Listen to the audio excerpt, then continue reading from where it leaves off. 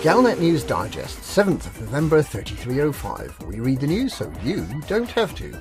In this week's news, how dare they? Whitlock in chains. Generation ship calls for supplies. How dare they?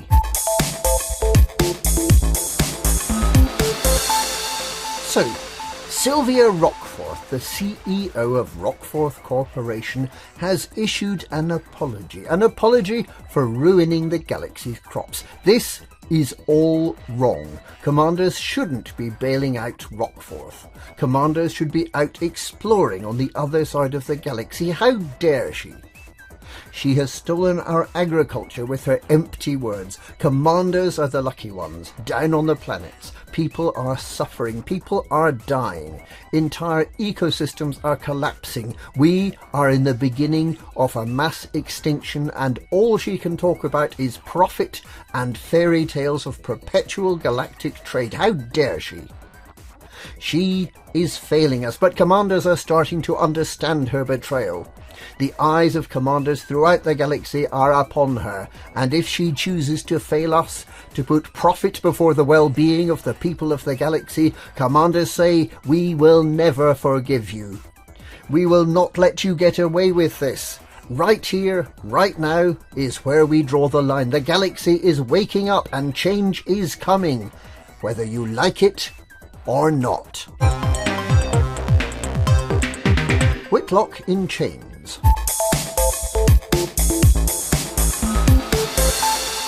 Rockforth Marketing Director Rex Whitlock is likely to stand trial for his reckless acts following his dismissal by Rockforth Corporation for gross misconduct and for imperiling the lives of billions of galactic citizens. By failing to follow correct practices, Whitlock and his marketing cronies allowed untested and contaminated fertiliser to be shipped to hundreds of worlds, and their actions led to widespread crop failure and risked famine throughout much of the inhabited bubble. As is usual amongst marketing people, greed and a desire for personal progression were more important to Whitlock than his fellow men.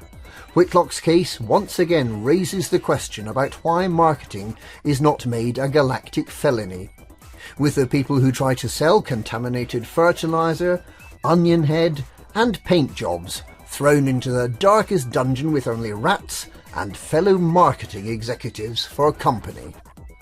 A class action is being brought against Whitlock, with 75.5 billion citizens claiming damages.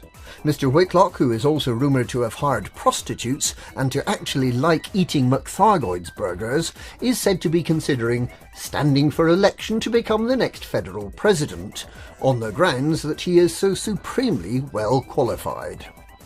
Meanwhile, the Interstellar Association for Agriculture reminds commanders that systems brought into a state of blight by the Rex Whitlock pathogen can be helped by shipping in agronomic treatment from neighbouring high-tech systems. Generation ship calls for supplies.